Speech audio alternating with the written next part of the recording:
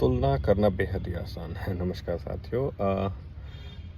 कहने का तात्पर्य है कि जब हम स्कूल में जाते हैं, छात्रों का छात्रों से तुलना, सेक्शंस, क्लास के सेक्शंस का दूसरे सेक्शन से तुलना, स्कूल का इंटर कंपटीशन, स्कूल कंपटीशन जो होता है, स्कूल का स्कूलों से तुलना, जिलों का जिलों से, राज्य का राज्यों से, मतलब पहनावा, इवन आप किस मोबाइल से, किस कार से, मतलब तुलना इतना ज़्यादा हम करते हैं, ज़िंदगी का मैक्सिमम समय तुलना में ही हम निकाल देते हैं। तुलना का एक पहलू ये भी है कि हम अच्छा करना चाहते हैं, लेकिन दूसरा पहलू आपको डिमोटिवेट भी करता है कि वो ऐसा हो गया, वो ऐसा है, ये बहुत सारी चीज़ें हैं। मैं इसलिए इस बात को कह रहा हूँ कि अभी रिसेंटली बिहार में चुनाव हुआ, और चूँकि मैं मूलतः बिहार से हूँ और भारत के अन्य राज्यों को भी मैंने अच्छे से घूमा है, ऑलमोस्ट सभी राज्य में घूम चुका हूँ।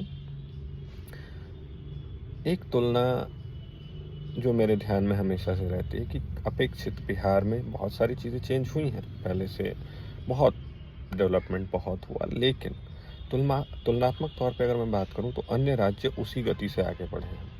आज भी बिहार बहुत मामलों में पीछे है, इसमें दो राय नहीं है।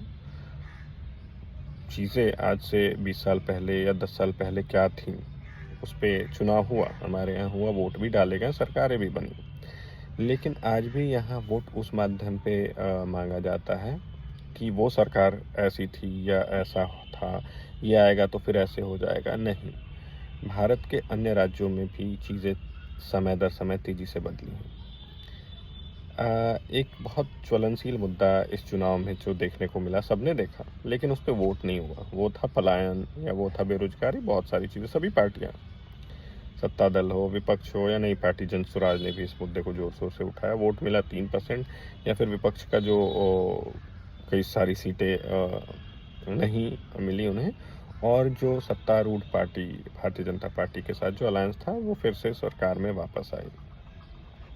हो सकता है लोगों ने उनको ज़्यादा बेहतर माना हो विकल्प, लेकिन फिर सवाल ये उठता है कि जब हम व्यवस्था बदलना ही नहीं चाहेंगे तो फिर हम तुलना करके क्या करेंगे, या फिर हम कैसे कुछ बेहतर की उम्मीद कर सकते हैं। क्योंकि जिस सरकार को हमने चुना, या फिर जो सरकार जो भी है, अगर एनडीए के अलावे आरजेडी के अलावा जनसुराज या जो भी जितने भी पार्टियां हैं, अगर सरकार व्यवस्था बदलती तो क्या अपेक्षित विकास हो पाता बिहार का? मेरा बहुत सीधा सा मतलब ये समझ में आता है कि व्यवस्था नहीं बदल सकती तब तक जब तक आप खुद नहीं बदलते। आप बदलेंगे, सरकार को आपके अनुरूप कार्य करना होगा। एक चीज़ आप गौर करिएगा, जब भी किसी भी पार्टी की सरकार बनती है या किसी का समर्थक जीतता है, मतलब जो भी, सबसे ज़्यादा खुश उसके आसपास रहने वाले 150-200 लोग होंगे। क्यों? क्योंकि उनको पता है कि अब मेरे भाई या मेरे चाचा या मेरे दादा जो भी हैं वो सरकार में आ गए या विधायक बन गए या जो भी जनप्रतिनिधि बन गए। अब डायरेक्ट बेनिफिट उस व्यक्ति विशेष का होना है। आम जनता जो 98% है या 99% है, उसको कुछ नहीं लेना देना। वो यही उम्मीद करता है कि आज मैं जाऊँ तो पुलिस विभाग में मेरा काम आसानी से हो जाए, आज मैं जाऊँ तो थाना में मेरा काम, हॉस्पिटल में मेरा काम, या जो भी गवर्नमेंट या प्राइवेट सेक्टर्स हैं उसको आसानी से उसके काम हो जाए। लेकिन लाभान्वित होने वाले वो चंद लोग होते हैं जो कि नेता के करीब रहते हैं, और जनता उसी उम्मीद से वोट भी करती है कि भाई समाज का भला होगा। लेकिन क्या होता है पता नहीं। Apart from everything, I would like to tell you one very important point, कि अगर वी आर एक्सपेक्टिंग कि चेंजेस होनी चाहिए तो changes will be begin from our self only. हम चेंज होंगे, व्यवस्था 100% बदलेगी।